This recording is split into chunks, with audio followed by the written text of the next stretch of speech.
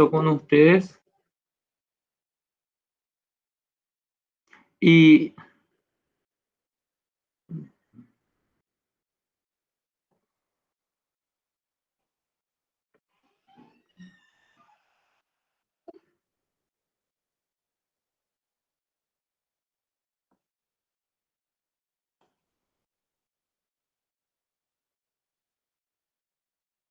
no, no sé si bien ahí, ¿verdad? La, sí, todos pueden ver.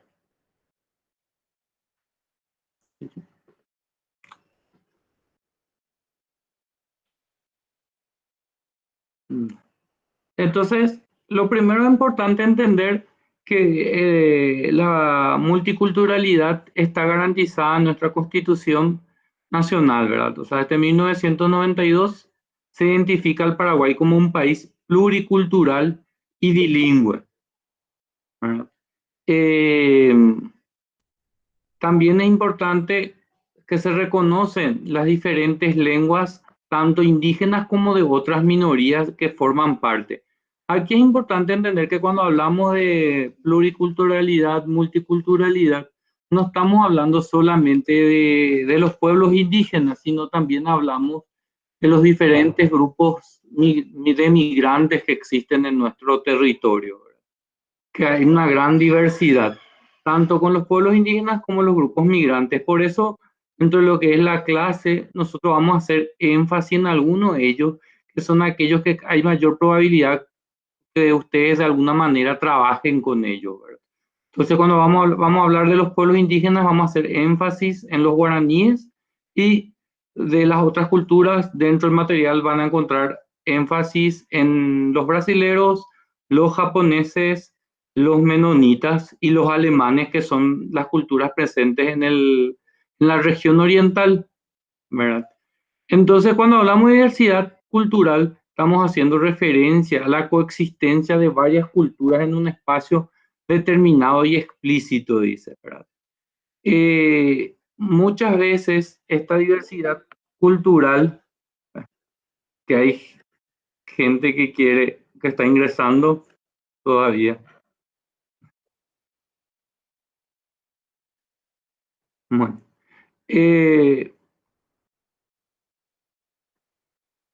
entonces quiero hablarles de un poco de algunos datos numéricos que tenemos de migración, ¿verdad? En el material, por ejemplo, van a encontrar que en Paraguay se empezó a registrar desde 1870 la migración, pero hablando de grupos principalmente brasileros, japoneses, ¿verdad? Y a partir de 1900 empezaron a venir grupos europeos también a nuestro país. Y vamos a ir hablando un poquito de cada uno de ellos. De manera inicial vamos a hablar de los pueblos indígenas. Y aquí yo quiero hacer un poco énfasis en algo que, si bien no está en nuestro material de apoyo, para mí es importante que puedan entender, ¿verdad? Que en Paraguay, o sea, nosotros siempre hablamos casi, tenemos la idea de que los guaraníes, siempre hablamos como si fuesen casi el único pueblo, ¿verdad? Pero en realidad en Paraguay existen 5 familias lingüísticas, ¿verdad? Que son los guaraní, los lenguas mascoy, los matacos, los samuco y los guaycurú, que son las lenguas, que son las familias lingüísticas. La familia lingüística es una forma en que se agrupan los pueblos que utilizan los antropólogos.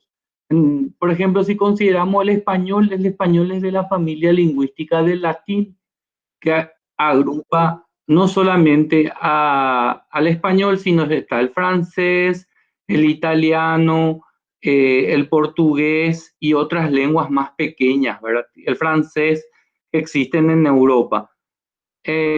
Entonces, son a eso lo que se le llama como familia lingüística.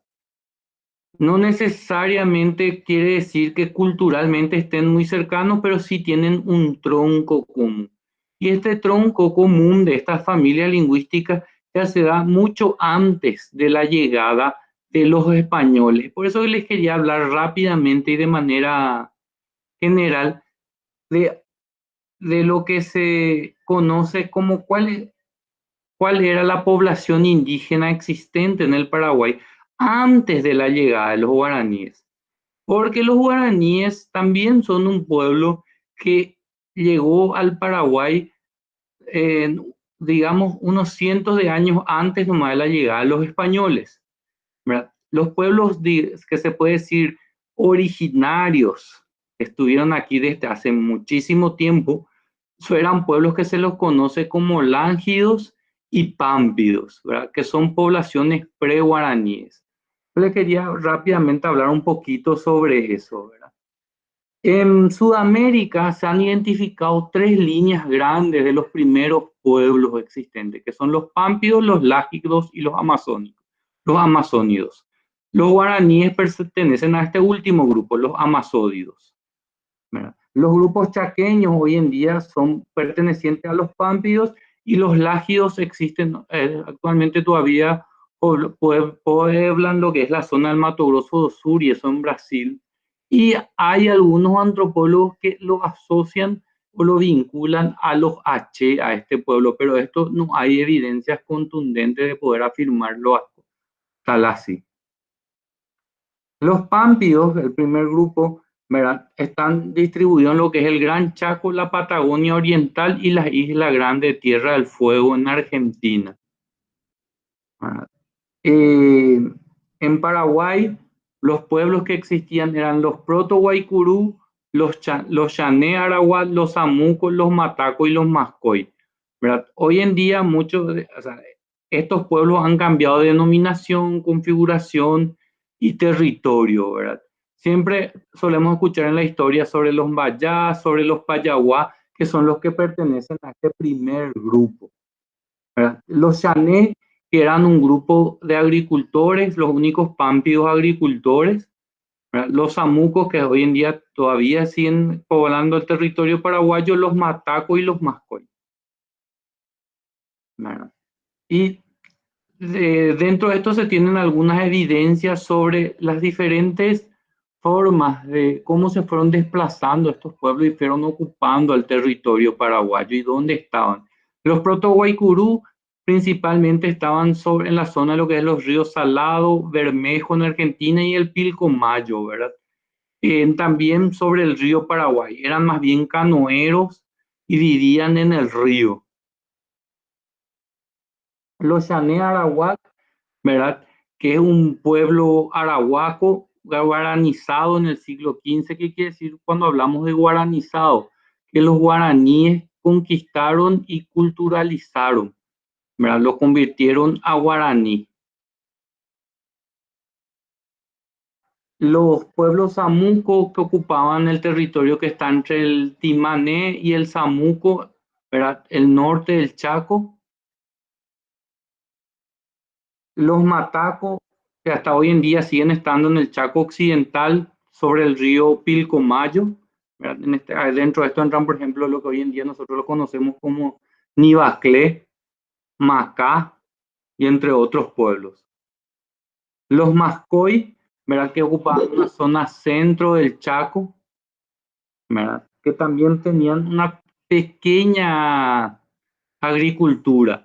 Hoy en día hoy los denominamos, están por un lado los Mascoy y por otro lado los Entlit y los Angaité.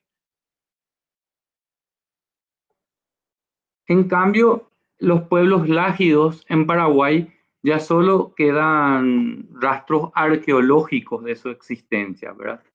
Que fueron los primeros habitantes de las cuencas del río Paraná y Paraguay. Los lágidos se considera que son los pobladores más antiguos de Sudamérica, ¿verdad? También por lo tanto, fueron los primeros pobladores de lo que es la región oriental del Paraguay, ¿verdad? Se encuentran.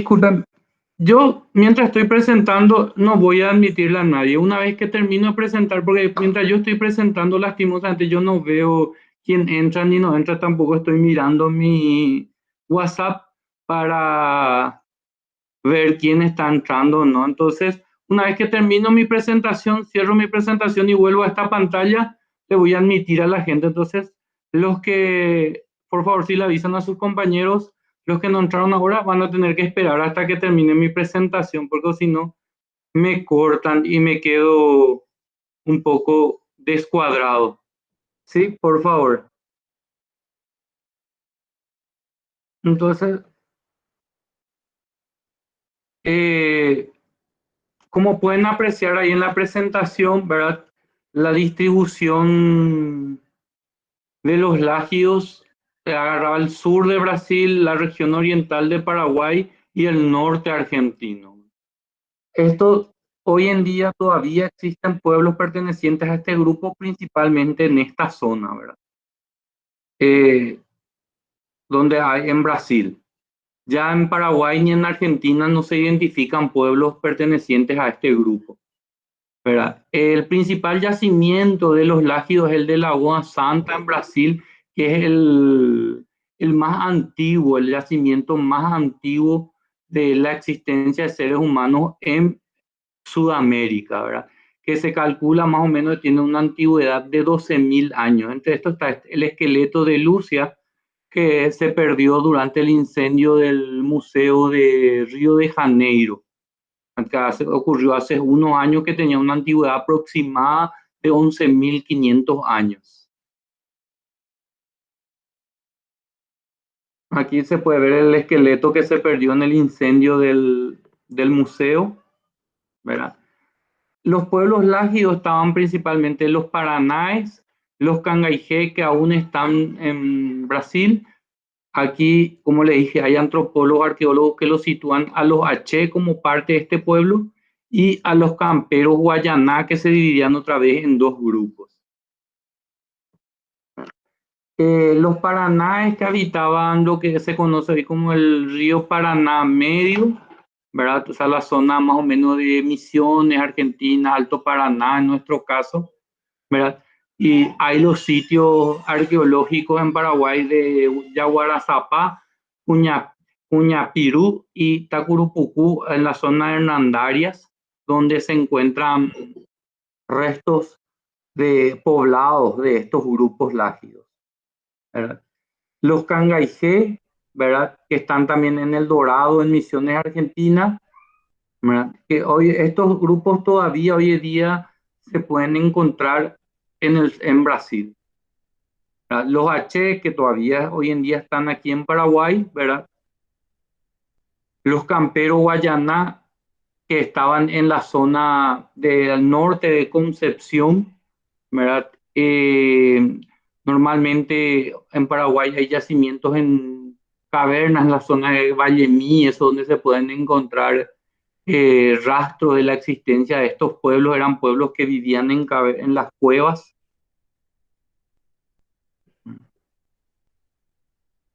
Entonces, de manera inicial, mi idea era un poco compartir esto con ustedes. No sé si tienen alguna duda hasta aquí, alguna pregunta. Sé que esto no tiene mucha relación con lo que está en el material, pero para mí es importante que se pueda entender un poquito cuál es el origen de los pueblos indígenas en Paraguay, ¿verdad? O sea, que esto no es algo de hace poco, no es algo sino que son culturas milenarias de hace muchísimo tiempo, y entender un poquito de dónde vienen, ¿verdad? De dónde surgen, porque para poder entender la cultura es importante saber de dónde se viene. Entonces, no sé si tienen alguna duda hasta aquí. Una consulta nomás, si con Sí, respecto a los lágidos, ¿hay algún resto arqueológico acá en Paraguay o solamente en el Brasil? hay en Paraguay, como les dije, hay tres de los Paranaes, hay tres sitios arqueológicos, ¿verdad? Lastimosamente en nuestro país la arqueología es muy rara, ¿verdad? Pero uno de los sitios arqueológicos estaba cerca de Hernandarias, donde se encontraron eh, asentamientos de estos pueblos. Después están en las cavernas en Vallemí, la zona de Vallemí, en la cordillera de la Mambay también hay sitios arqueológicos, los asentamientos de los Lágidos. Después hay muchísimo en lo que es Misiones, Argentina, ahí en la zona del Dorado, ¿verdad? Que es toda una atracción turística, ¿sabes? Pero en Paraguay, así digamos que uno pueda ir a ver, no existen. ¿Verdad? Se encontraron rastros de cerámica, pintura en cuevas, cavernas y eso, pero hasta ahí. Otra consulta.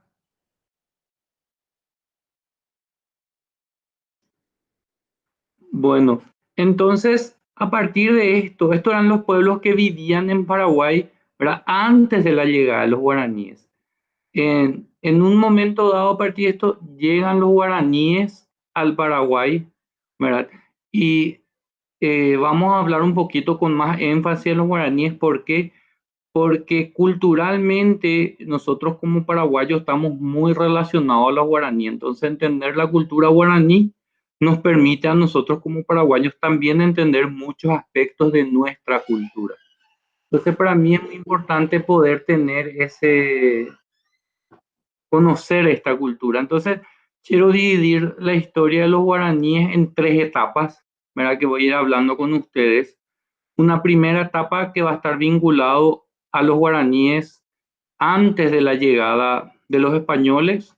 Una segunda etapa a los guaraníes durante la conquista, el inicio de la colonia. Y la tercera etapa que sería la actualidad, ¿verdad? O sea, hoy en día, cómo están organizados culturalmente y socialmente los guaraníes. Vamos a hacer énfasis en los aspectos cultural y social, ¿verdad? No tanto en el económico, si ustedes quieren, eso está todo en el material de apoyo, ¿verdad? Entonces pueden leer, pero por el tiempo lo haremos en estos tres aspectos. ¿Está bien? Entonces, quiero empezar un poco hablando sobre los guaraníes, ¿verdad? Antes de la llegada de los españoles.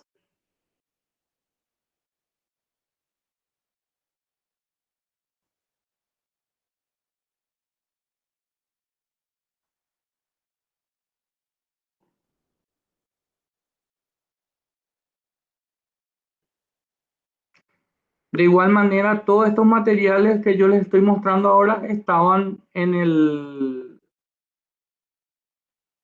Classroom, ¿verdad? Entonces pueden de igual manera consultar de vuelta ahí.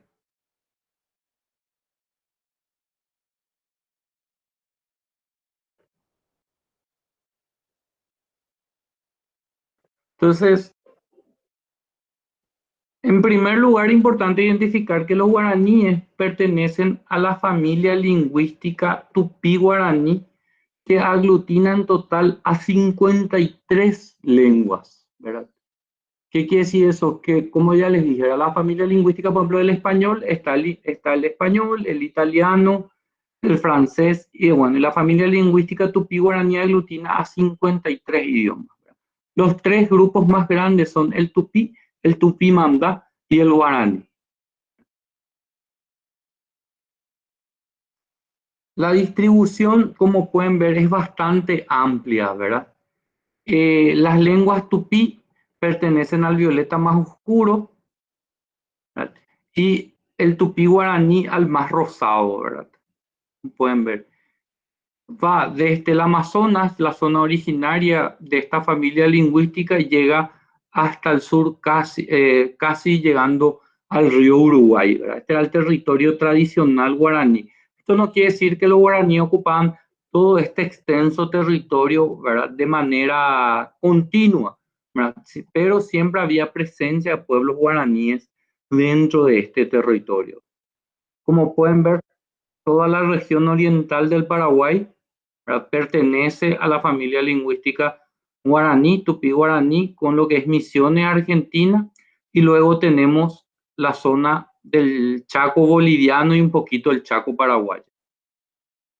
También todo lo que es el litoral de Brasil, la zona de Santa Catarina, y eso hay hasta hoy en día muchos pueblos guaraníes todavía viviendo ahí. Eh, Como les dije, pertenecen a los grupos amazónidos, ¿verdad? Son una cultura amazónica, ¿verdad? ¿Por qué se los identifica con la cultura amazónica? Son originarios del, vamos a ver, del río Amazonas, de la zona de influencia del río Amazonas. Combinan la agricultura con la caza y recolección. Tienen como base de toda la cultura el cultivo del maíz. Es una cultura del maíz, al igual que la cultura maya y otras culturas de Centroamérica, ¿verdad? Y poseen antropológicamente algo muy importante que se le identifica, que es el mito de los gemelos, que es la existencia del sol y la luna, cómo nacen el sol y la luna.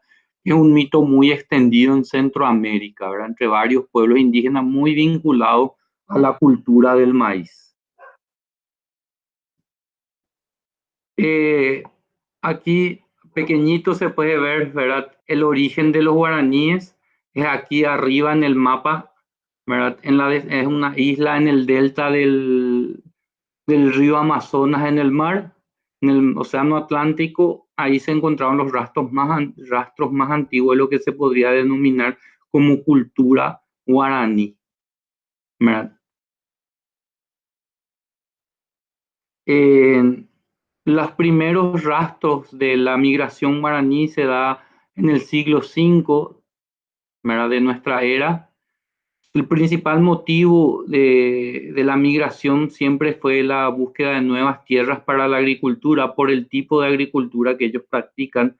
Es una agricultura de roza, tumba y quema, siempre se está requiriendo nuevas tierras, o también la existencia de motivos religiosos, ¿verdad? Que es la búsqueda de la tierra sin mal.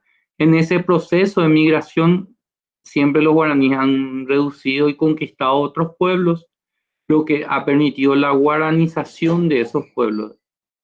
Entre esos, algunos antropólogos consideran a los H, por ejemplo, como uno de los pueblos guaranizados, y otro es el de los Ñandeva en el Chaco.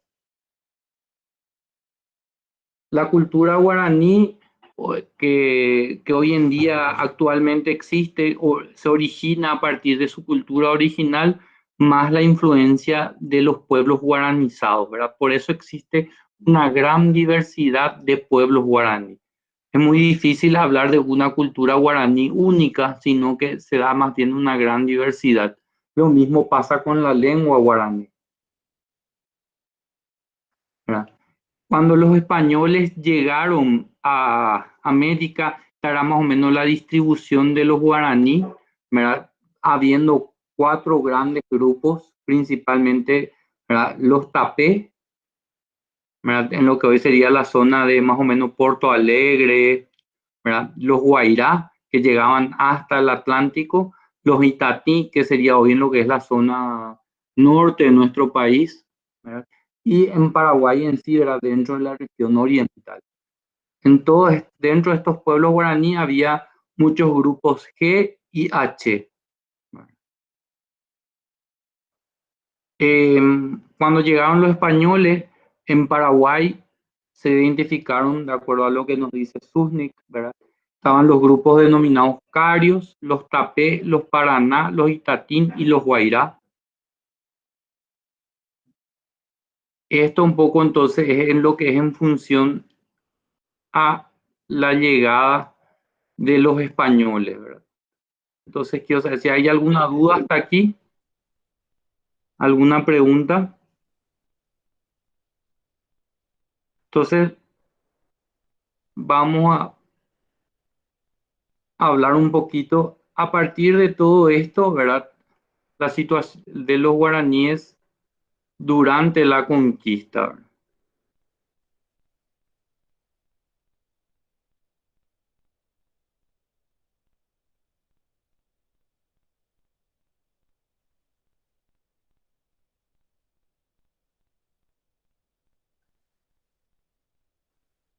Los primeros contactos de los españoles con los guaraníes se da con la fundación de la ciudad de Asunción, ¿verdad? Que se dio en el territorio de los Carios, ¿verdad?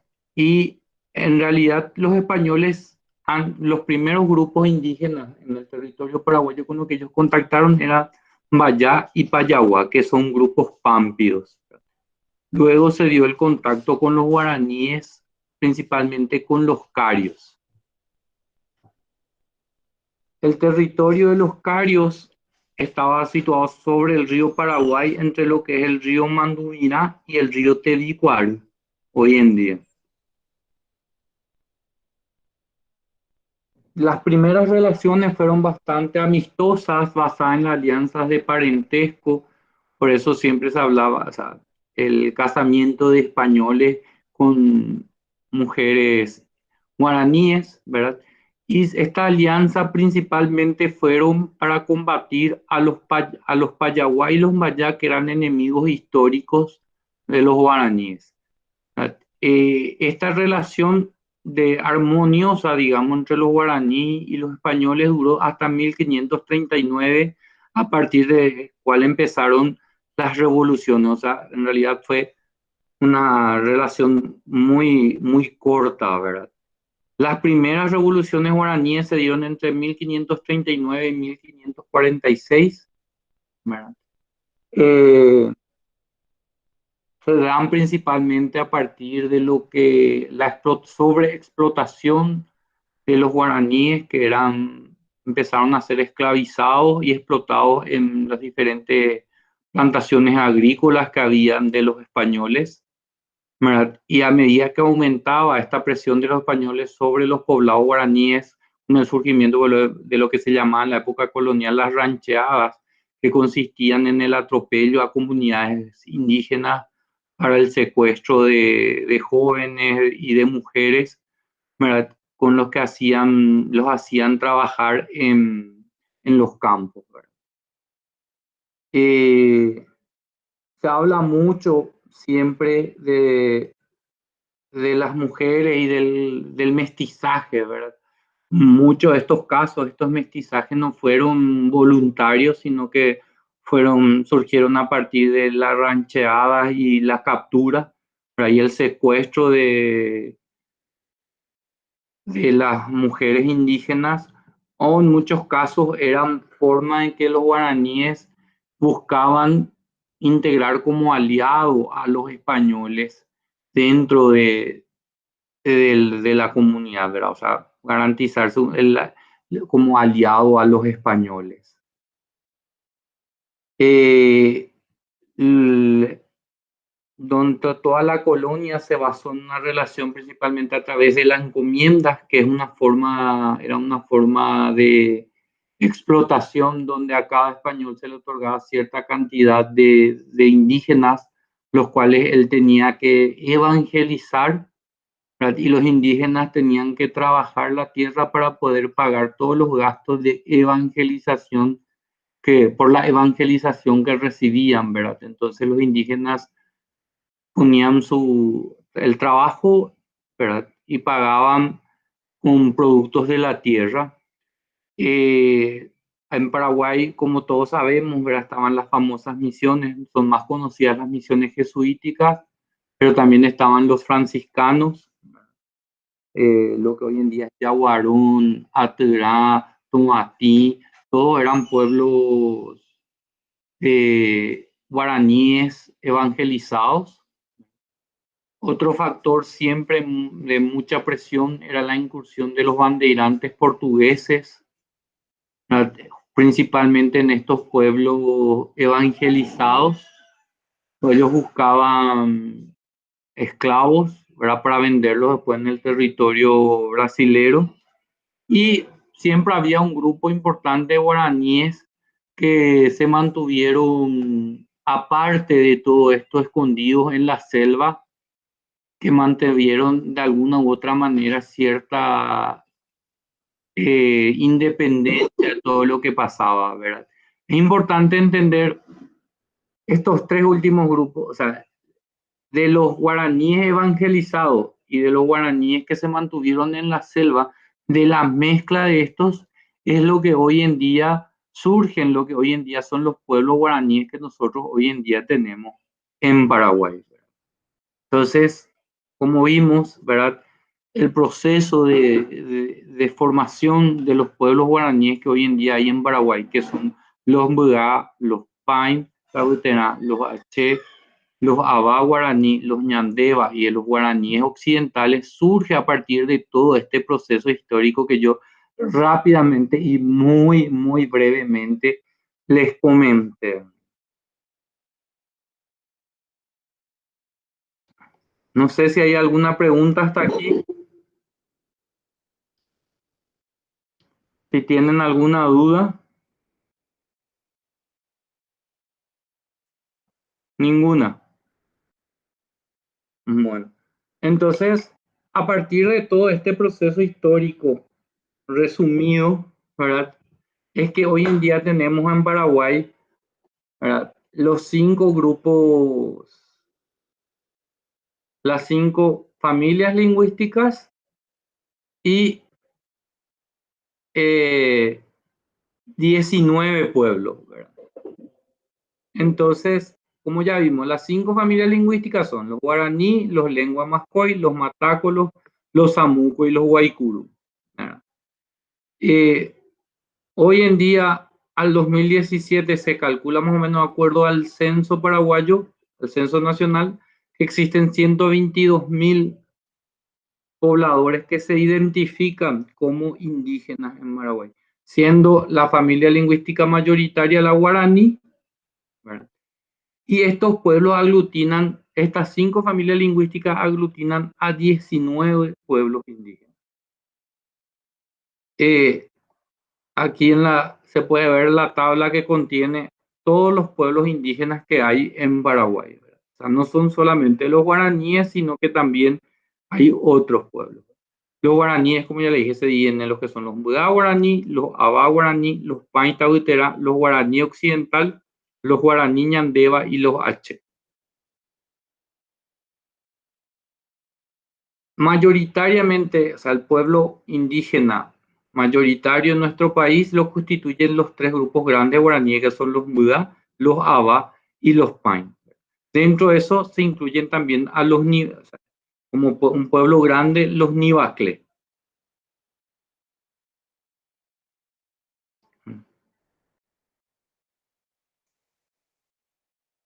Anteriormente, siempre había digamos, una prevalencia de la población indígena en la región occidental, pero hoy en día eso ha cambiado. En el censo desde el 2002, la región oriental concentra una mayor cantidad de población indígena.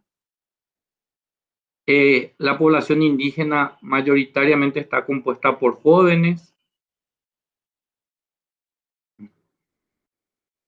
y dentro del material de apoyo van a ir encontrando diferentes datos estadísticos también para ir conociendo un poco más. Un factor importante que nosotros tenemos que conocer es que Paraguay tiene varios acuerdos internacionales que garantizan digamos, la existencia de estos pueblos indígenas y su derecho consuetudinario. ¿Qué quiere decir esto? ¿Verdad? Que el Paraguay reconoce y acepta que los pueblos indígenas existentes en nuestro país son previos a la creación del Estado paraguayo, por lo que tienen sus propias leyes y sus propias normativas, ¿verdad? Pero es importante entender que no necesariamente que dentro de esto hay un límite también, ¿verdad? Muchas veces se quiere entender de que las comunidades indígenas dentro de su ámbito, dentro de su territorio, son libres de hacer, y no va tan así, sino que tiene también sus limitancias, ¿verdad?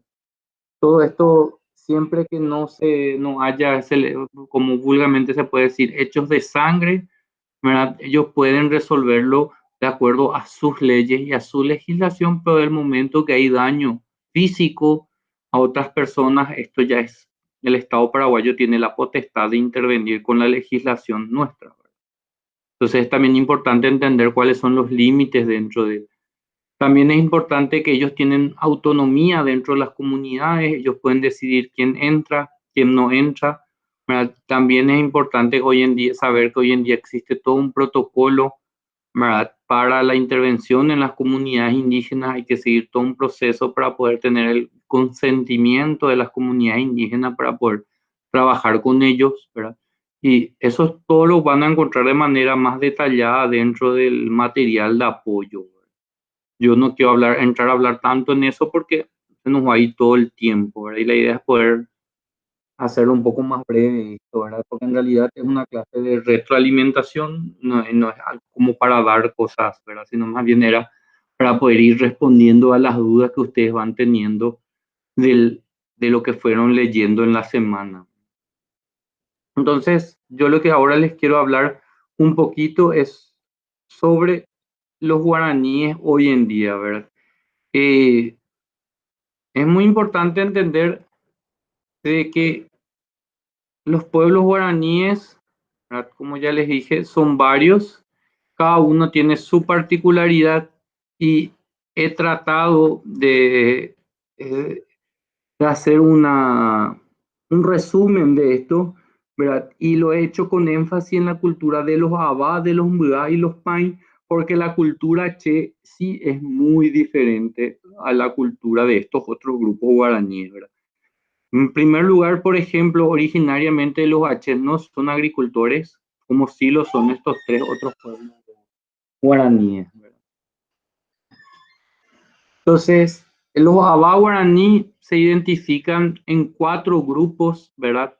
Que son los Abá Catueté, los Caruá, los Canendiyuá y los Paranaguá. Como pueden ver, aquí más o menos en el mapa pueden ver la distribución de estos grupos Abá. Los Abá guaraní no son tampoco uno solo.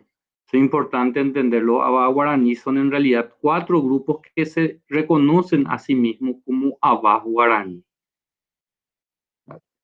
En los Mbá existen dos grandes grupos, los Mbá en sí y los Caimbá, que serían los Mbá del norte.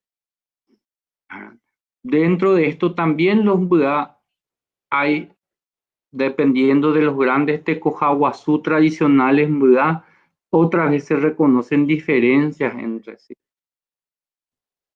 Y por último, el último grupo de los Pain, ¿verdad? Los Pain están los Ubuputeguá, los Meruboguá, los Ubupopuguá y lo que nosotros le llamamos, ellos le llaman los Pain brasileros. De acuerdo a los datos del censo del 2002, existían aproximadamente 800 comunidades Abá guaraní, ¿verdad? Con una población aproximada de 12.600 personas, ¿verdad? Y vemos las diferentes comunidades Mbá y las comunidades Pain. Entonces vamos a entrar a hablar un poquito de lo que es la organización social. Y esto es muy importante de entender cómo funciona la comunidad, porque si nosotros vamos a trabajar con ellos, es importante entender culturalmente cómo están organizados, cómo funcionan, ¿verdad? La base de toda estructura económica y política guaraní es la familia extensa. La familia extensa es lo que ellos normalmente lo identifican, por ejemplo, entre los Mbá como Tapuy. Antiguamente, cada Tapuy se podía considerar en sí como una comunidad. En ocasiones había liderazgos muy fuertes que podían aglutinar a varios Tapuy formando grandes tecojas. Fue esta la idea que se tomó para la ley de 1981, la ley 904, que es la ley base de la legislación indígena en Paraguay, y es de donde surge la idea de comunidad, ¿verdad? Que es una aglutinación de varios tapuy. Pero esto muchas veces ha generado diferentes tipos de problemas políticos dentro de las comunidades. Por eso, por ejemplo, en el Chaco, dentro de los grupos no guaraníes, uno encuentra comunidad indígena y las comunidades indígenas están compuestas otra vez por aldeas. Lo mismo se da muchas veces en comunidades guaraní muy grandes de la región oriental, como por ejemplo Ubuputé en el norte, ¿verdad? Ubuputé es una comunidad muy grande que hoy en día, si mal no creo que está dividido entre cuatro o cinco comunidades otra vez. O como Upetí en la zona de Cazapá, que está dividida en dos grandes comunidades, ¿verdad? O sea, eh, la organización política entonces se da en torno a la familia extensa. ¿Qué quiere decir esto? ¿Qué implica esto? Que si yo voy a trabajar en una comunidad indígena, yo lo primero que debo identificar cuántas familias extensas hay dentro de esta comunidad. ¿Por qué esto? Porque si yo trabajo solamente con una de las familias extensas, las demás van a quedar excluidas del trabajo. Entonces, si yo, por ejemplo, quiero construir casas en la comunidad indígena, lo tengo que hacer con cada familia extensa. Por más que muchas veces nosotros consideramos, vamos a una comunidad y nos encontramos con el líder político y pensamos que el líder político representa a toda la comunidad, muchas veces no es así. Ese líder político reconocido por el INDI es representante en realidad de una de las familias extensas y va a intentar utilizar esa ayuda o ese proyecto que nosotros estamos llevando como estrategia para someter a las otras familias extensas bajo su poder político. Bueno, entonces es muy importante como primer paso de intervención en una comunidad guaraní, identificar las familias extensas existentes y los líderes de cada una de esas familias extensas. Otro factor muy importante dentro del trabajo con las comunidades indígenas es la forma en que los guaraníes toman la decisión, ¿verdad? Bertoni, en su romanticismo, hablaba de que los guaraníes eran una democracia perfecta por el hecho de que las decisiones se deben tomar por unanimidad. ¿Qué quiere decir eso? No existe el disenso. Si yo como familia no estoy de acuerdo con alguna decisión que se toma dentro de la comunidad, me voy.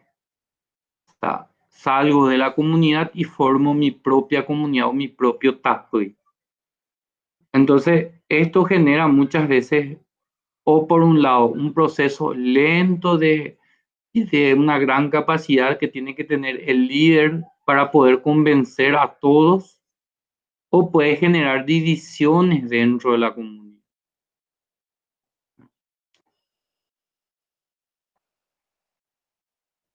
Eh, Aquí hay un pequeño ejemplo de cómo está organizado socialmente un tecojá, ¿verdad?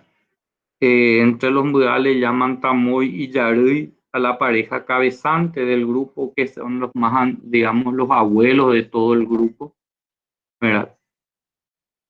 Y después se van conformando los diferentes tapuy. Y aquí siempre el poder político que puede tener el tamoy es importante para poder aglutinar a todo esto tapuy bajo su liderazgo.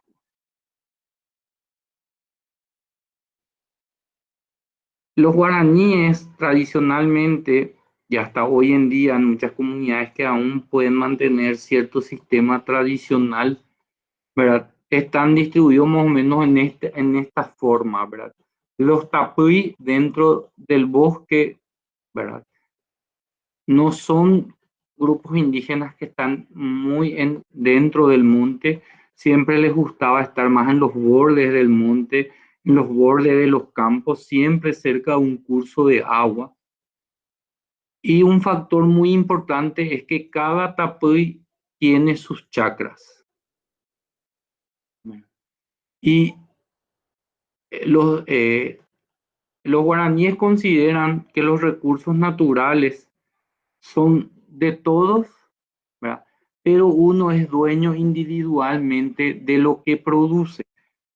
Por eso muchas veces queremos pensar que los guaraníes son comunitarios, ¿verdad? Queremos hacer huertas comunitarias, queremos hacer chacras comunitarias, y eso en realidad no es algo muy asociado a su cultura, ¿verdad? Sí podemos hacerlo de manera comunitaria con la familia extensa, con el tapuy, ¿verdad? Con el grupo de casitas que están cerca una de la otra, ¿verdad? Porque del momento que lo queremos hacer con toda la comunidad va a ser muy difícil porque, como les dije, la base de la organización social y política es la familia extensa. Es más o menos como en tu barrio, ¿verdad? O sea, nosotros mismos tenemos dificultades para trabajar todos juntos en la cuadra, por ejemplo, para algún evento comunitario, ¿verdad? Bueno, entonces, la misma manera se aplica dentro de las comunidades indígenas. No son muy diferentes a nosotros en ese aspecto. Y por más que ellos sí tienen un espacio común de tierra, ellos no ven la tierra como un lote para cada uno de manera individual, sino como un espacio comunitario, porque como les dije, dentro de su concepto cultural, uno no puede ser dueño de la tierra, dueño de los bosques, dueño del agua, pero sí uno es dueño de lo que uno mismo produce. eh, Volviendo un poco a entender, muchas veces queremos pensar que, por como les digo, que todos los abas son igual, que todos los mudas son igual, que todos los pains son igual. Y dentro de estos grupos hay muchas cuestiones políticas vinculadas a lo que eran los tecojaguazú tradicionales de antaño. Y es muy difícil poder lograr que la gente entre diferentes tecojaguazú trabajen de manera conjunta, ¿verdad? Y vamos a ver los tecojaguazú de los Abá, los tecojaguazú Pain y los tecojaguazú de los Mbda. La organización, de acuerdo a la ley 904, el órgano máximo de la comunidad indígena hoy en día lo constituye el Atuguazú. Y cada comunidad tiene un líder político. Es muy importante también acá entender que muchas veces este líder político en realidad no es el líder real de la comunidad. Normalmente el liderazgo verdadero de la comunidad lo ejerce el chamán, que es un líder religioso. Pero en muchos casos estos chamanes no son expuestos a un contacto con la cultura blanca. Entonces normalmente para eso se coloca a un líder religioso, a un líder político, que es el encargado de contactar, vincularse con con el mundo de los blancos. Nuevamente aquí podemos ver cómo se organiza más o menos hoy en día la comunidad. Como les dije, se considera hoy en día la comunidad un conglomerado de tecojas. Los tecojas a su vez están compuestos por diferentes tapuy. En cuanto a la organización económica, como ya les dije, ¿verdad? Principalmente los recursos naturales pertenecen al tecoja y uno es dueño de lo que produce. ¿Qué quiere decir eso? La tierra es de todos, pero yo soy dueño de la planta de maíz que yo sembré y yo cuidé y yo coseché, ¿verdad? La economía, siempre hablamos de la solidaridad, ¿verdad? La economía guaraní se basa mucho en la solidaridad, pero en la solidaridad entre miembros de la familia extensa. Si vos no sos miembro de mi familia extensa, a mí no me importa, te podés morir, no es mi problema. Siempre y cuando vos seas parte de mi familia extensa, es mi obligación como persona y como guaraní ayudarte. Pero si vos no sos de mi familia, no es mi problema lo que te pueda pasar, ¿verdad? Y es muy importante entender que dentro de este sistema es una obligación el ayudar, ¿verdad? Entonces, cuando los guaraníes cuando necesitan ayuda, o sea, para ellos es una obligación que alguien te ayude. No es como nosotros a veces pensamos que eso lo hacemos por ser buenos o por ser, sino que dentro de la cultura guaraní Eso es lo que hay que hacer, ¿verdad? Y está muy mal visto que vos no ayudes a tu familia. Eh, Se basa principalmente en el equilibrio entre el dar y el recibir. ¿Qué quiere decir eso? Así como es mi obligación dar, es obligación de los demás también ayudarme a mí. Entonces siempre hay un equilibrio entre el dar y el recibir. Hay una vinculación muy grande entre el mundo espiritual y el mundo natural. No es como nosotros hoy en día, en nuestras sociedades modernas, nos hemos separado mucho de la naturaleza. En cambio, para los pueblos guaraníes está muy vinculado a la naturaleza. Como les dije en un principio, ellos son una cultura del maíz. ¿Qué quiere decir eso? Todo el ciclo de vida de la comunidad, de cómo se relacionan, cómo existen, cómo se dan las cosas, es en función al cultivo del maíz. La siembra del maíz indica fechas especiales, la cosecha del maíz indica fechas especiales. Entonces, toda la cultura guaraní gira en torno al maíz.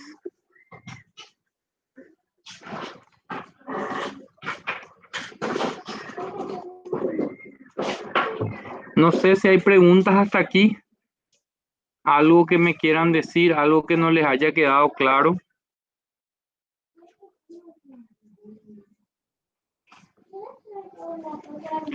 ¿Qué dificultades? Acá, por ejemplo, Rebeca les pregunta, ¿qué dificultades tienen ustedes principalmente cuando trabajan en las comunidades indígenas? ¿Qué encuentran? ¿Quién aquí trabaja en comunidades indígenas? Las personas que... Hola, Hola, sí. sí. Las dificultades que yo por lo menos en lo personal encuentro es que cuando le vas a hablar a la persona, ¿verdad? A una de las personas, uno tiene que dirigirse al cacique, no a la mujer, por ejemplo, porque ellos no te responden. Ellos primero le miran al cacique y después recién es como que le da el ok para que te respondan. Así suele ser cuando a veces nos toca, a mí por lo menos cuando me toca trabajar con ellos. No son de mucho hablar. Y otra cosa tampoco, ellos no son de hablar fuerte. O sea que si vos hablas fuerte o como que alzas un poco la voz, ellos se sienten como ofendidos. Ellos no les gusta que se les hable fuerte. Ese es otro inconveniente que tenemos. A veces nosotros hablamos fuerte para llamarles, ¿verdad? Para llamarle la lista y ellos así como que no les gusta eso. Eso es todo. ¿Algún otro comentario? El comentario que tenía, profe, hace rato Sí. es que vos dijiste que vinieron los guaraníes antes de la colonización, ¿verdad? Y que vinieron, o sea, que vinieron los españoles y que se tuvieron que casar para que dos comunidades puedan entenderse. Después también dijiste de que ellos tenían que pagar por la, ¿cómo se llama? Por la Evangelización. evangelización. Eso yo no tenía en cuenta porque ellos tenían que pagar por algo que ellos ya tenían una religión acá que era el Tupá, ¿verdad? Ellos, ¿por qué tenían que pagar con su cultivo, ¿verdad? Otra cosa que me llamó mucho la atención también que dijiste que algunos se permitían evangelizar y otros tenían que esconderse, ¿verdad? ¿Por qué se tenían que esconder en el bosque lo que no querían evangelizarse? Y también dijiste que había una parte, una región de que eran esclavizados, que se les llevaba para esclavizarlo, especialmente hacia el Brasil, ¿verdad? Pero también yo tengo entendido en algunas lecturas que ellos venían acá para evangelizarlos y eran llevados los varones como eran los más fuertes que se veían, llevados para trabajos pesados y las mujeres eran para explotación sexual y trabajos en las casas, ¿verdad? Eso es lo que yo tengo entendido en otras lecturas, ¿verdad? Pero como vos estabas diciendo todo eso, sé que te estás guiando de una lectura también y estás hablando de eso. Entonces, ahí fue donde yo un poquito como que entré en cuestión, vamos a decirle, ¿verdad? Porque tenían que pagar ellos por la evangelización y porque algunos se escondían de ello, ¿verdad? Había algo más detrás de eso. Eso es todo, profe. Y el tema del pago por la evangelización eran disposiciones de los reyes de España, ¿verdad? Era una forma de que ellos puedan mantener el proceso de evangelización porque partía de una idea de que los pueblos indígenas eran salvajes y había que humanizarlos, ¿verdad? Porque no se los consideraba incluso en algunos como seres humanos. Tenemos que tener Sí, en cuenta que, ¿verdad? Entonces, por eso ellos tenían que pagar por ese proceso de humanización, de evangelización, ¿verdad? Y en cuanto a que eran llevados, ¿verdad? Sí, o sea, así como vos decís, ¿verdad? Los bandeirantes entraban y secuestraban a la gente y los llevaban para hacerles trabajar, ¿verdad? Y eso eran en proceso de esclavitud, no eran así mismo. en procesos digamos, porque la gente lo quería o le gustaba andar así, ¿verdad? Claro Por que eso, no, eran eh, arreados y casados. sí, Eso es lo que yo había leído en otras lecturas, ¿verdad? Por sí, eso es que me entré un poco en cuestión cuando estabas hablando de eso, ¿verdad? sí, Era muy, exacto. muy lindo, muy bonito, como vos decías, pero en otras lecturas de repente no eran así.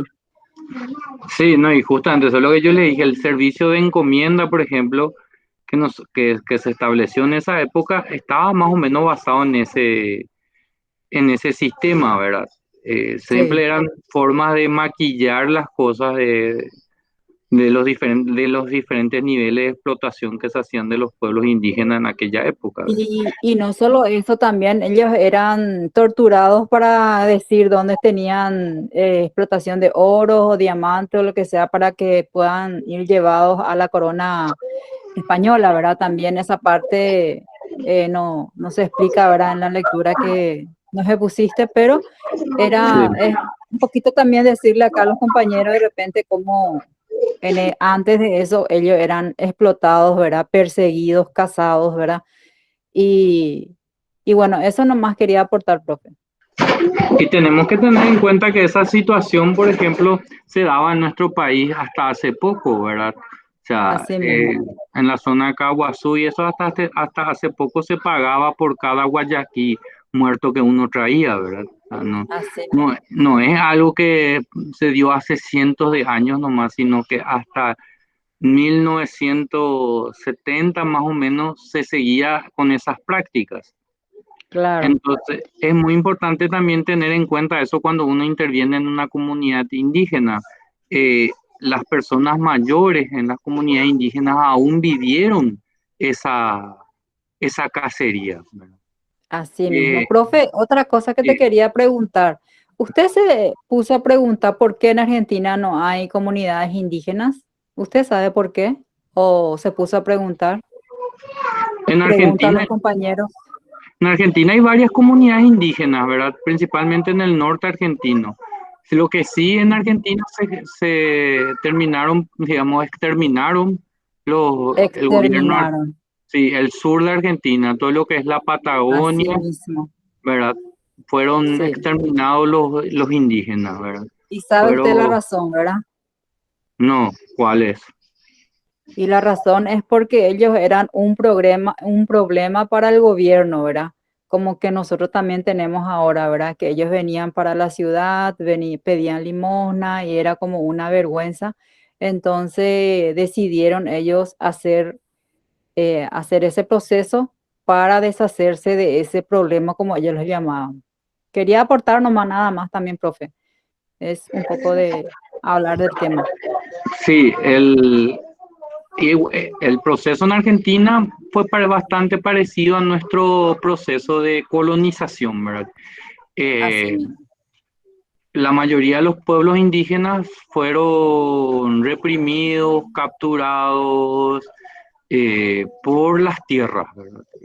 Todo el sur de Argentina se les sacó a los indígenas ahí, se les llevó a otros lugares o se les trajo a la provincia de Buenos Aires, donde terminaron por mezclarse con la población y desaparecer, ¿verdad?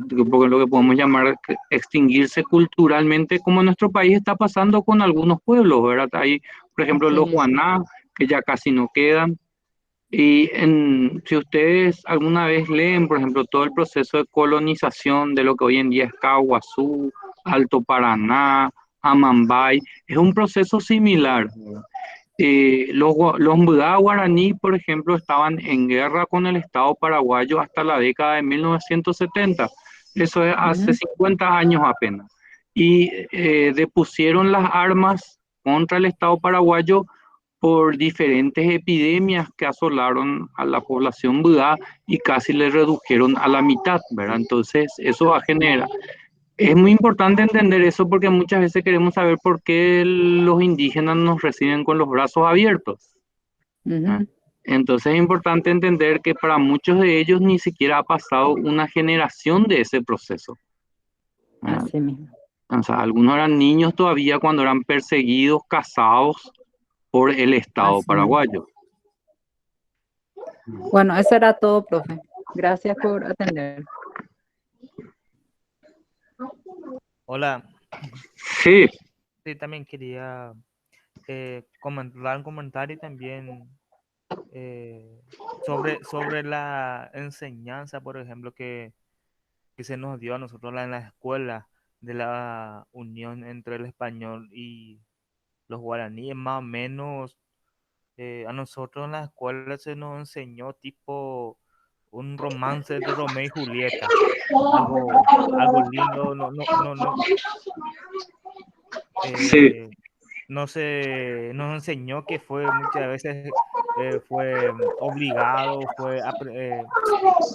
que no fue voluntariamente esa unión y que hubo detrás de esto muchas eh,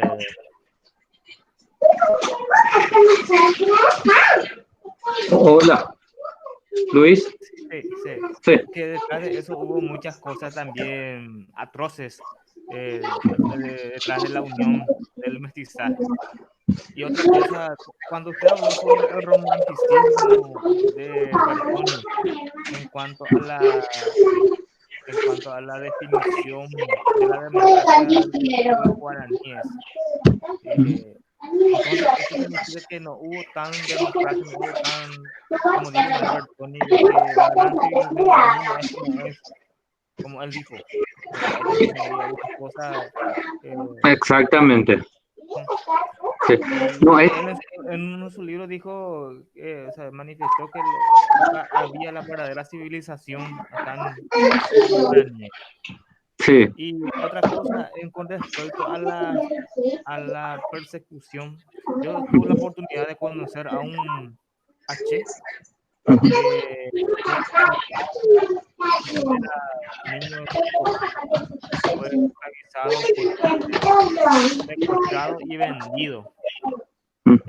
Fue vendido a unos terratenientes, ¿verdad?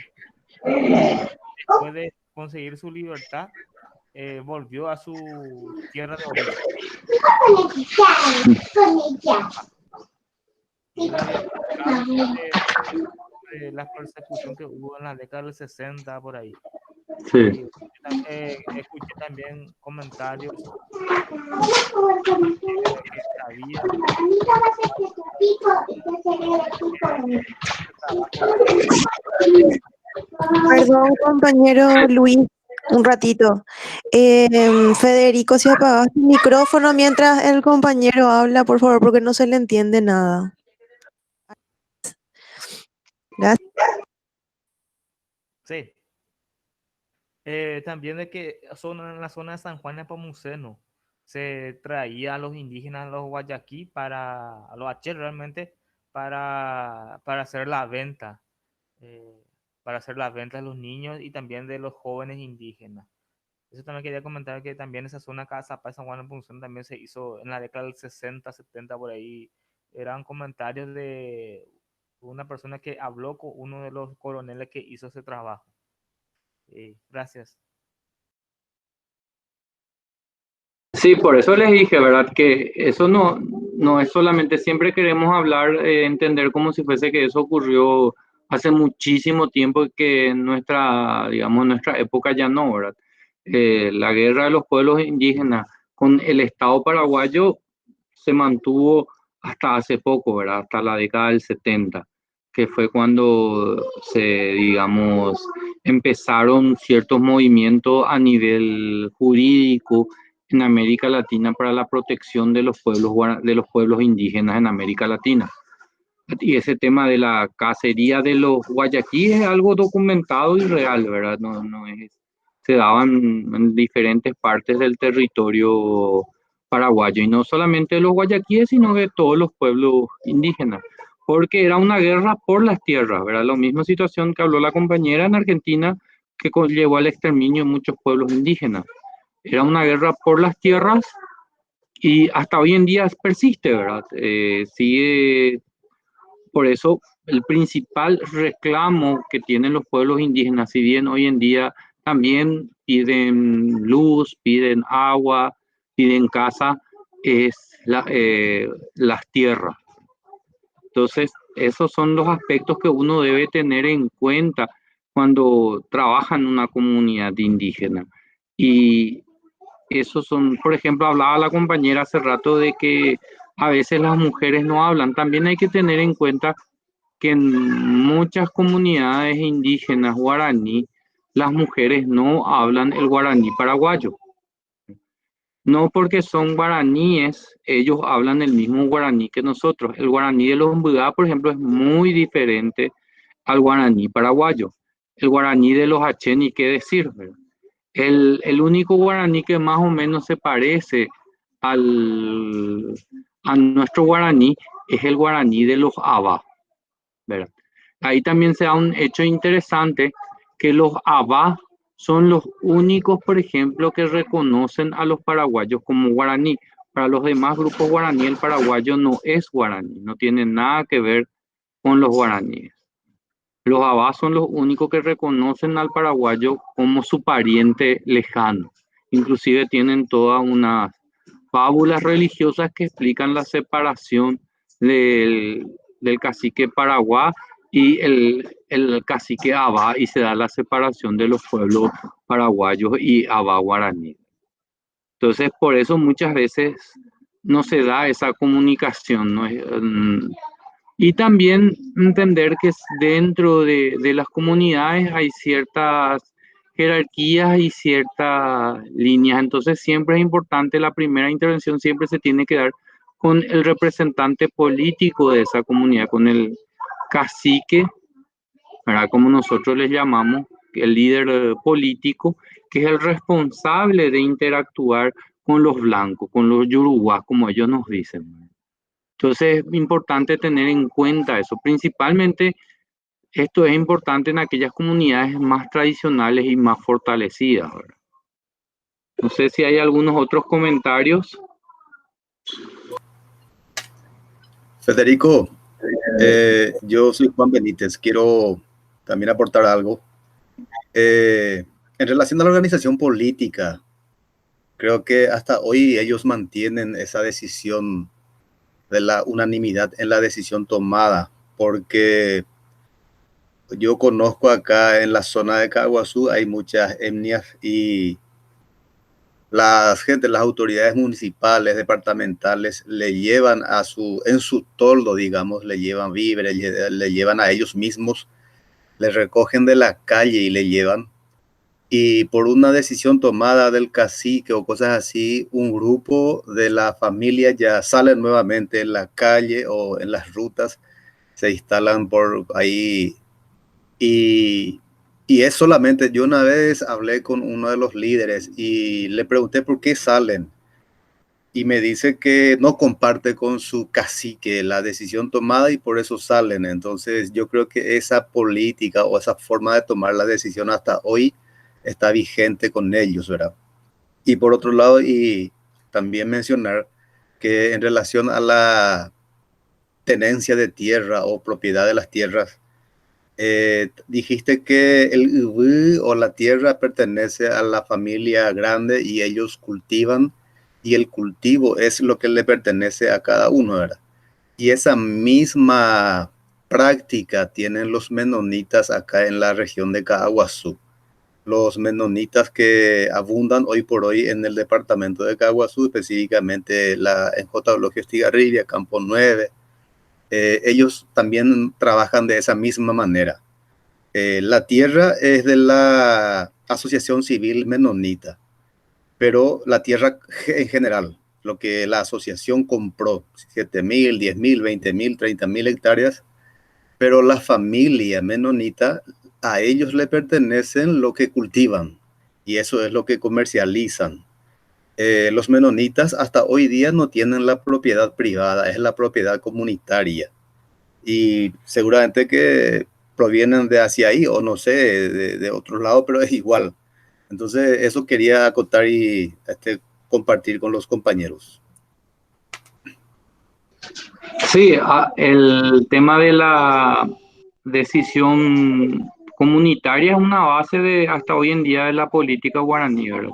Y es justamente motivo de lo que vos estabas comentando, ¿verdad? Muchísimos casos de gente que abandona su comunidad se da en desacuerdo con las decisiones tomadas por el cacique o por el resto de la comunidad, ¿verdad? Normalmente la familia que no está de acuerdo o se muda a otra comunidad o busca otras tierras donde se pueda asentar.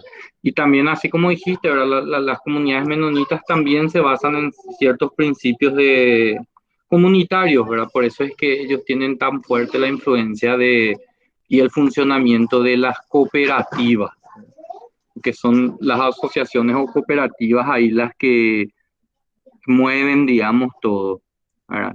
Aunque eso hoy en día se está viendo ya cierta deterioro en ese principio en algunas comunidades mendonitas, principalmente del Chaco, ¿verdad? Donde ya hay ciertos atismos de individualismo también dentro de los miembros de la comunidad, ¿verdad? Pero eso es otra cuestión. ¿Algún otro comentario que tengamos hasta aquí?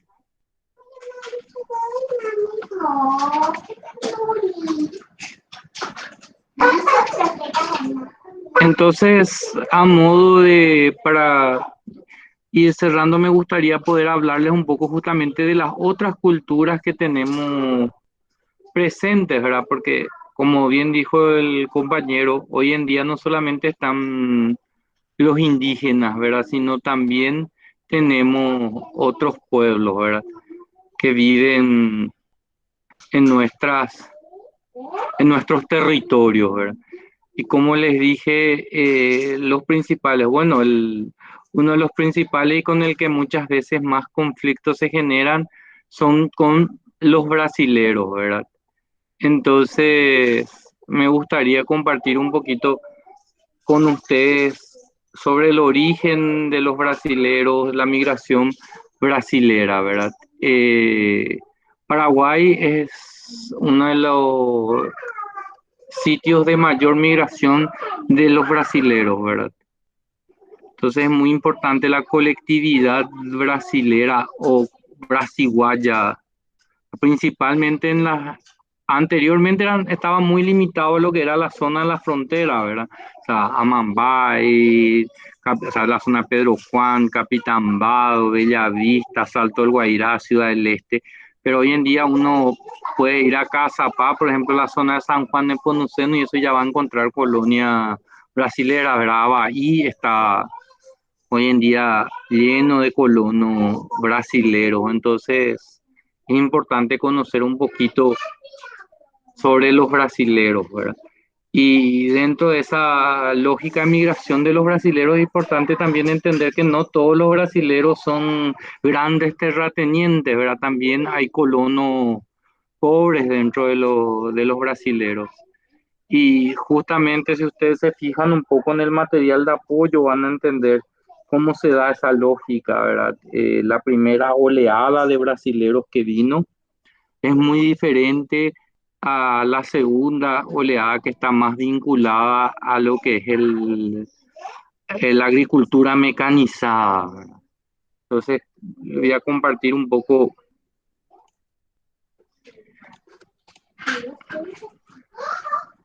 eh, Este es un mapa, ¿verdad? Que muestra un poquito sobre las diferentes oleadas de colonización brasilera, ¿verdad?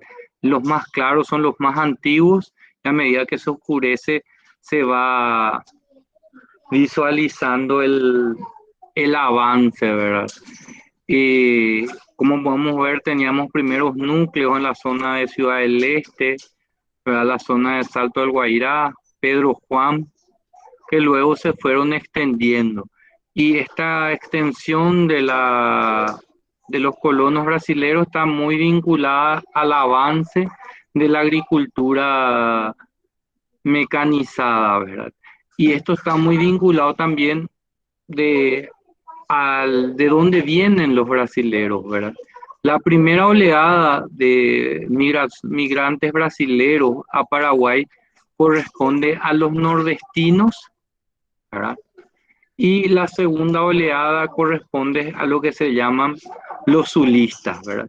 Los nordestinos eran principalmente hacheros, ¿verdad? Que venían a trabajar en las grandes explotaciones forestales del Paraguay antes de la existencia de la agricultura mecanizada. Ustedes saben que la industrial paraguaya, la Mate Laranjeira, eran grandes extensiones de explotación forestal y hierbatera, donde trabajaban tanto el famoso mensú, y también se le podía encontrar lo que se llaman los nordestinos del Brasil, gente del norte del Brasil. La segunda oleada más grande ya es de los zulistas, que es lo que nosotros hoy en día conocemos mayoritariamente como brasileños, ¿verdad? Que son principalmente colonos alemanes, o sea, migrantes alemanes que se asentaron en el sur de Brasil y debido a diferentes problemas económicos o por el valor de la tierra en Paraguay o ciertas facilidades que el gobierno paraguayo daba, se fueron instalando en el Brasil. Pero esta instalación de los zulistas tiene todo otra vez un proceso, ¿verdad? Nosotros hace poco estuvimos trabajando con algunos colonos brasileros en la zona de Nueva Esperanza, en Canindeyú, y nos contaban, por ejemplo, que ellos originalmente cuando vinieron allá en la década del 70, eran 100 familias que se asentaron en la comunidad. Hoy en día de esas 100 familias quedan 10 familias. El resto o volvió al sur del Brasil o se adentró en zonas de Caguazú, Concepción, San Pedro, ¿verdad? Buscando nuevas tierras. Y está muy relacionado esta migración al proceso de producción. Normalmente los que son gente que no le va tan bien en la producción de soja, o se endeudan demasiado, o tienen problemas de plaga, o no tienen el capital suficiente, entonces tienen que vender sus lotes, ¿verdad? Lo venden a gente de la zona y con eso se van construyendo los grandes terratenientes y vuelven a comprar tierras en zonas más baratas, ¿verdad? Que hoy en día ese proceso se está dando en la zona de Caguazú, de San Pedro. Entonces, es ese avance, es esa manera en que los brasileros van avanzando. Hoy en día, además, hay una gran entrada de ganaderos brasileros, principalmente que pertenecen al Mato Grosso, en la zona de el Alto Paraguay principalmente y en alguna medida también en la zona de Concepción, ¿verdad? Y Amambay. Y por último están los paulistas que están más ligados a la industria y a otros procesos de trabajo. Entonces, es importante entender que no todos los brasileros corresponden al mismo grupo, ¿verdad? Nosotros estamos muy acostumbrados a creer que todos los brasileros son a lo que se llama los zulistas, ¿verdad? Pero los zulistas son, como le digo, están más vinculados a orígenes alemanes, colonos alemanes, ¿verdad? Muy, o italiano o eslavo, ¿verdad? Pero son, digamos, más culturas europeas y tienen otra forma de entender el mundo muchas veces, ¿verdad? No sé si tienen alguna pregunta hasta aquí. Sí, ¿algún dato sobre los brasileños que están en la zona de Caazapá? ¿De dónde provienen, profe? Y en la zona de Cazapá la mayoría son colonos brasileros del sur, ¿verdad? O sea, se dedican principalmente a la explotación a la producción de soja y la agricultura mecanizada, están más vinculados a ese grupo, ¿verdad? También hay que entender que muchas veces estos grupos están mezclados, ¿verdad? O sea, pero yo lo que quiero ir nomás a ese ideal que nosotros tenemos, que solemos ver de brasiguayos, ¿verdad? Ese terrateniente brasiguayo es muy relacionado a lo que son los zulistas del Brasil, ¿verdad? Que es muy vinculado a colonos europeos. Pero en la zona de Cazapá son de esta oleada, ¿verdad? Son ya, si ustedes van viendo cómo se va configurando el territorio, van a ir viendo, por ejemplo, Alto Paraná hoy en día ya casi todo lo que es la agricultura mecanizada está en manos de grandes empresas, ya no de individuos, ¿verdad? Y esos individuos que originalmente colonizaron Alto Paraná, los brasileros ahora vendieron sus tierras y se van instalando justamente en Caazapá, en Caguazú, en San Pedro, nuevos territorios, ¿verdad? Porque a su vez son expulsados por las grandes empresas de producción de soja, ¿verdad?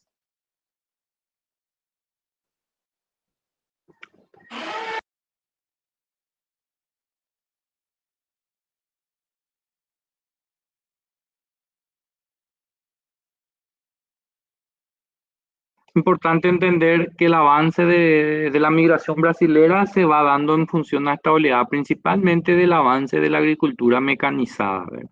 Que tiene toda su propia dinámica y toda su propia historia, ¿verdad? Que no vamos a entrar aquí a profundizar, sino que en próximos cursos vamos a ir viendo sobre eso, ¿verdad?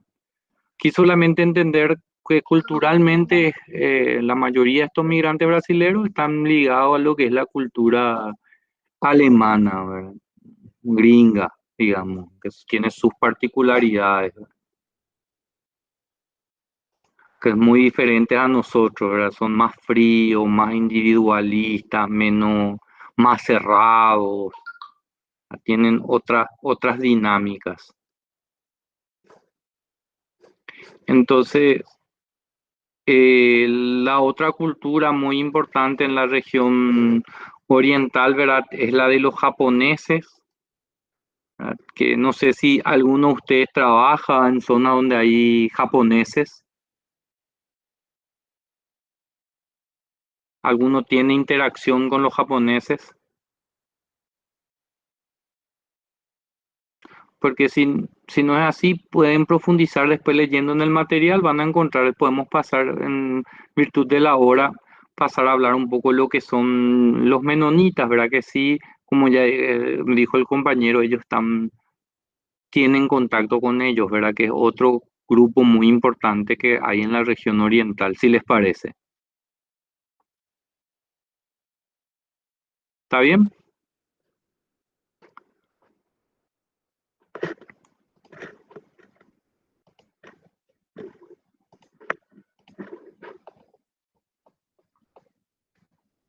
No, normalmente cuando se habla de los menonitas, nosotros siempre queremos pensar en estos tres, ¿verdad? Filadelfia, Loma Plata y Neuland. Pero en realidad, en la región oriental existen muchísimas colonias también menonitas, ¿verdad? Las colonias que hablaba el compañero hace rato son estas, ¿verdad? La zona de Caguazú. Pero después hay en Misiones, hay en Itapúa, hay, ¿cómo se llama? En Canindeyú, o sea, la famosa de la zona de Río Verde, Manigota, Santa Clara, ¿verdad? Y la cultura menonita, como estaba contando el compañero, ¿verdad? Está muy vinculado a la comunidad, son una cultura muy vinculada comunitaria.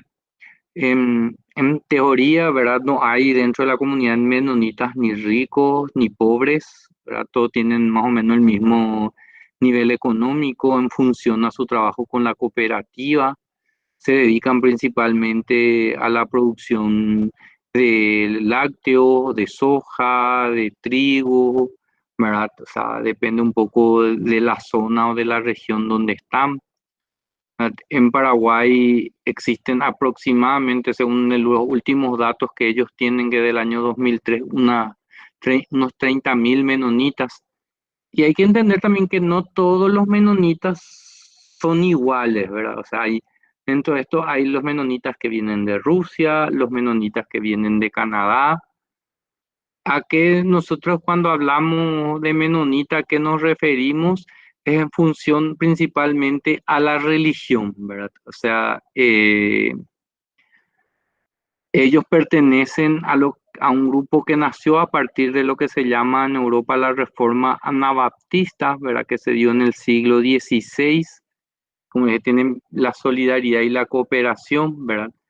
Que es muy importante para ellos la familia, la iglesia y la escuela, ¿verdad? O sea, es una comunidad religiosa muy cerrada, donde es muy difícil ingresar, principalmente si uno no es parte de la religión, ¿verdad?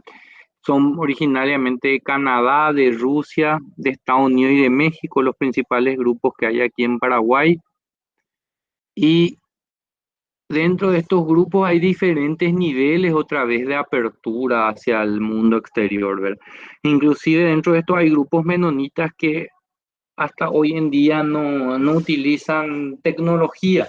¿Qué quiere decir eso? No usan ni siquiera vehículos, ¿verdad? Siguen movilizándose en carritos, no usan lógicamente celular, televisor, ningún tipo de ese tipo de tecnologías, y otros que sí que son mucho más modernos, ¿verdad?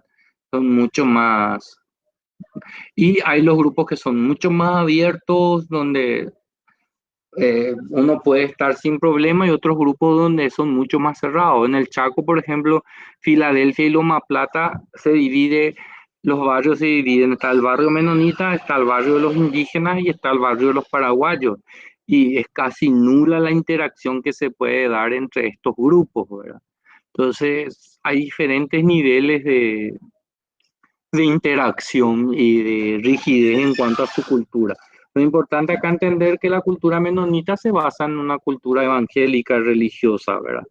Está muy vinculado, y de ese lado tienen mucha relación con los brasileros, por ejemplo, que también la mayoría de los zulistas son evangélicos, ¿verdad? Y son muy fanáticos religiosos también. Entonces es importante entender esas peculiaridades de estos grupos, ¿verdad? No sé si alguien quiere decir algo. Los japoneses están en La Colmena, están en Río Iguazú y están en La Paz también, en Itapúa. No sé si hay alguna duda. Federico, Sí. nuevamente yo tengo nomás una preocupación en relación a los menonitas de la zona del departamento de Caaguazú. ¿Y por qué digo preocupación? Porque ellos están avanzando a pasos agigantados en las tenencias de las tierras en el departamento.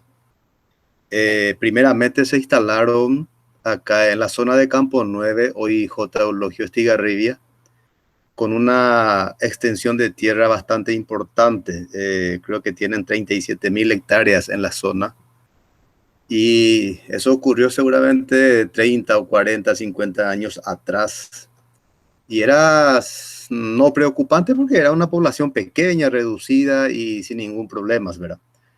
Hoy por hoy, luego de que esas 37.000 hectáreas o cosas así ya les resultó chico a la familia que fue creciendo, hacia el noreste del departamento, hacia Mariscal López y cosas así, compraron otra extensión grande de tierra y formaron ahí una comunidad, sociedad civil, Sommerfeld.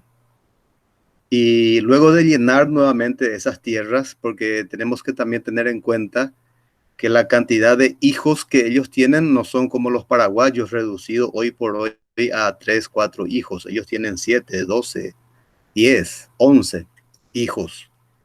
Y cuando pueblan todo, cuando llena ese territorio, porque trabajan a gran escala la agricultura mecanizada, volvieron a comprar más hacia el sur del departamento otra extensión bastante importante de tierra y fundaron la organización civil llamada Nueva Sommerfeld.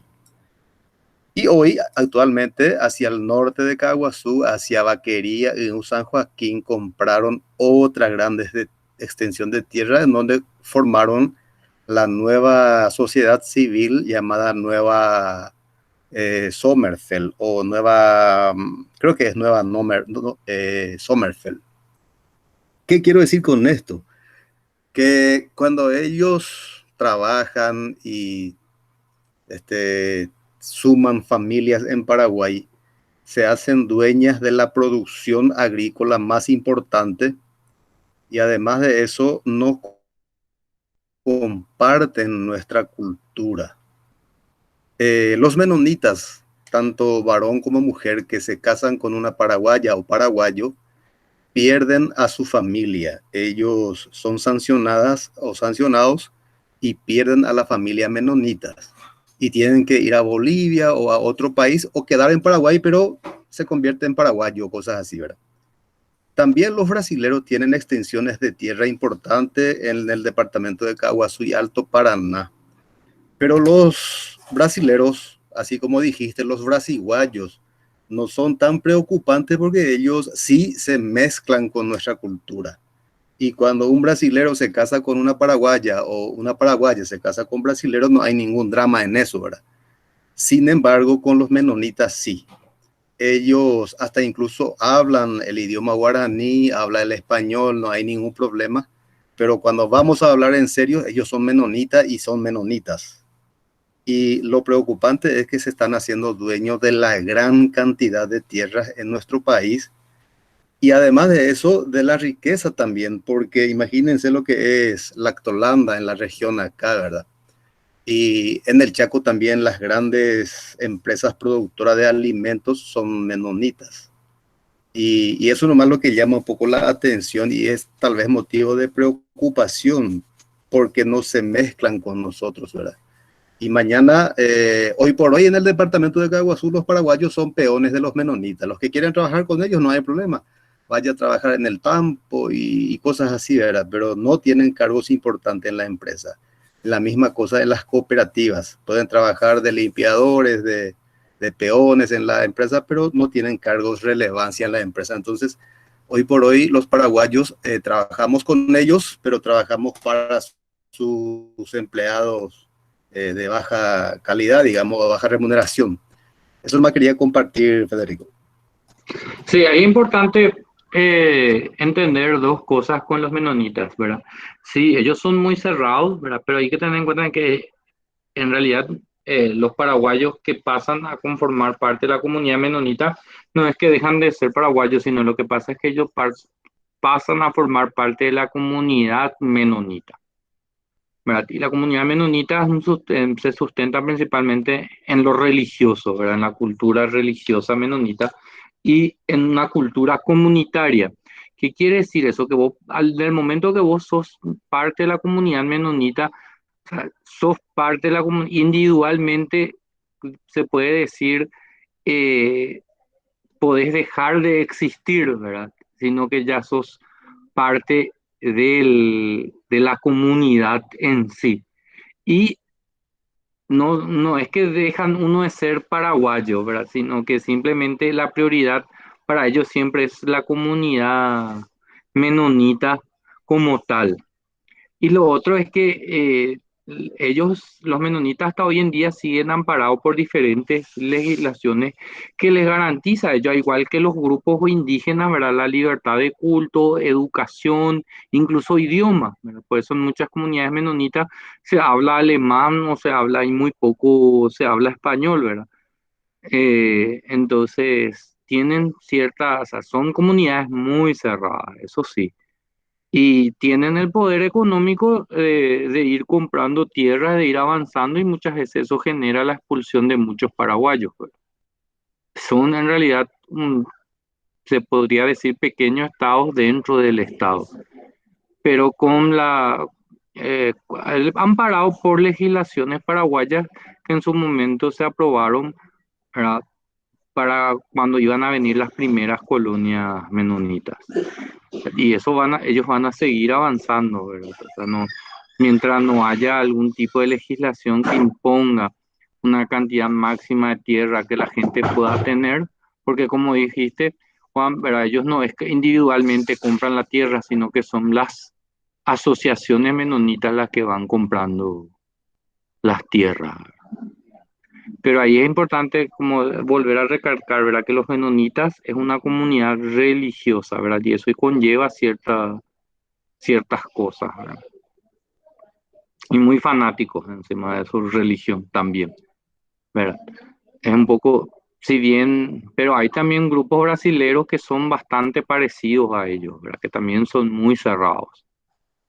Rebeca quiere que les hable un poco sobre la interacción que se da entre los indígenas y los brasileros y los menonitas y los indígenas, ¿verdad? De esta interacción se dan diferentes niveles, ¿verdad? Hay muy buenas relaciones, ¿verdad?, de los menonitas con los indígenas, como también muy malas experiencias en las relaciones. Depende mucho eh, de los vínculos, ¿verdad? Hay muchas comunidades indígenas que fueron expulsadas de sus territorios tradicionales por los menonitas y por los brasileros, también por los paraguayos, ¿verdad? O sea, no hay una diferencia en cuanto a eso. Pero se dan de diferentes maneras, ¿verdad? No hay una relación única.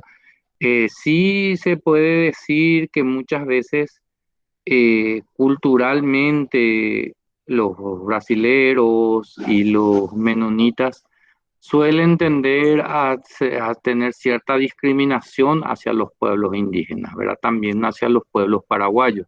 Lo mismo pasa con muchos alemanes de la zona de Itapúa, ¿verdad?, que discriminan a los indígenas y a los paraguayos de diferentes maneras, ¿verdad?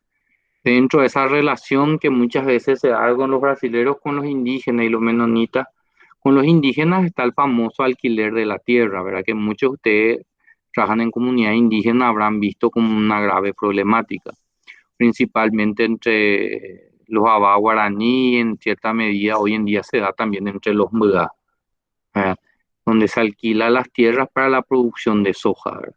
Pero eso es algo muy, muy difícil de encarar y muy difícil de hablar, porque hay muchos líderes que reivindican ese derecho, ¿verdad?, de que porque ellos no pueden alquilar sus tierras. ¿Por qué nosotros como paraguayos le vamos a estar limitando ese derecho de alquiler de las tierras, ¿verdad? Por más que eso ha demostrado que genera muchísimos conflictos políticos y sociales dentro de las comunidades indígenas. No sé si alguna otra pregunta que tengan.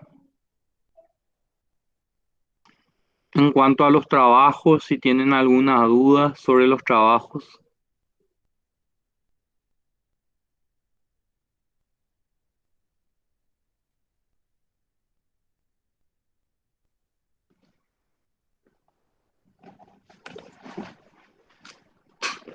Está todo claro. Estamos todos claros hasta aquí.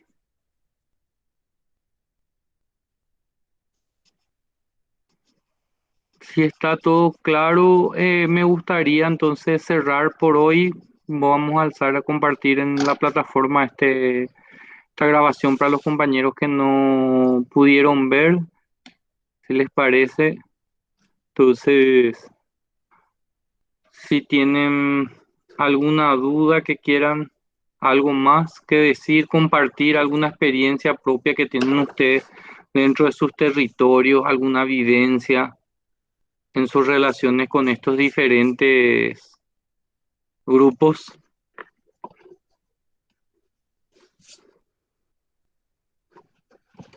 No sé si alguien quiere contar algo más.